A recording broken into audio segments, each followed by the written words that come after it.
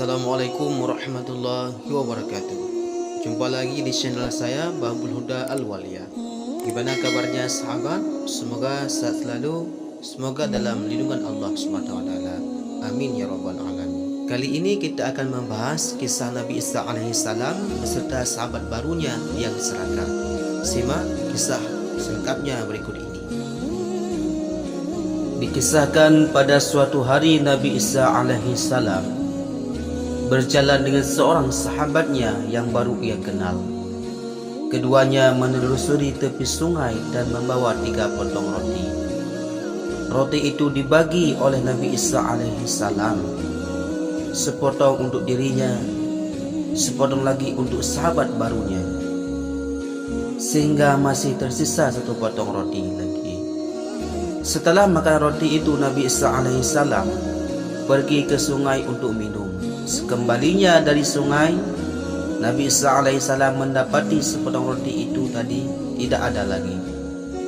Ketika beliau bertanya kepada sahabatnya, sang sahabat mengaku tidak tahu. Keduanya pun kembali melanjutkan perjalanan.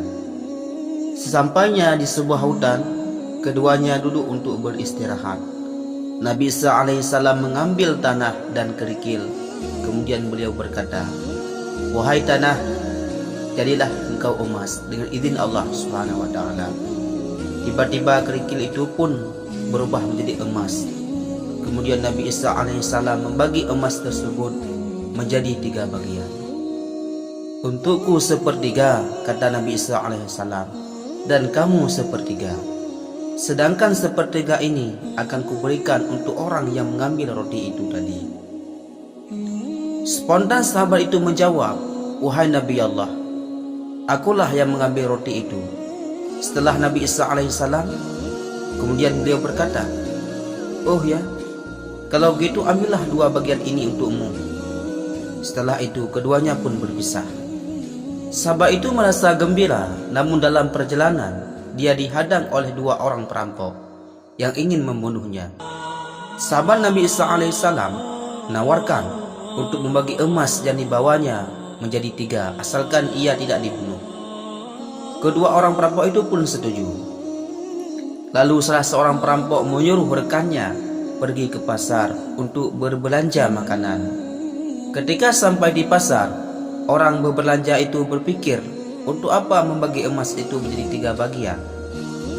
Ia pun menaburkan racun ke dalam makanan agar temannya dan sahabat Nabi Isa alaihissalam mati. Ia pun dapat memiliki seluruh emas tersebut sendiri. Tinggallah sahabat Nabi Isa alaihissalam bersama seorang perampok di hutan itu. Namun perampok yang tinggal itu ternyata berpikiran sama seperti yang sedang pergi ke pasar.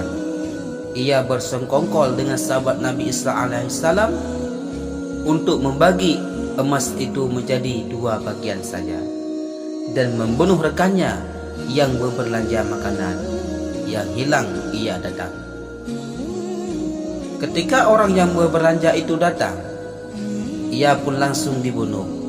Hartanya akan dibagi 2. Karena merasa lapar, keduanya pun menyantap makanan yang telah dibagi racun itu hingga mereka berdua mati.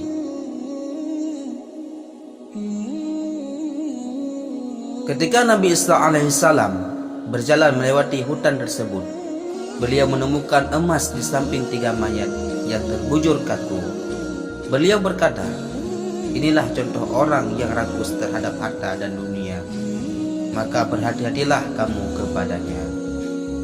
Wallahu a'lam bishawab.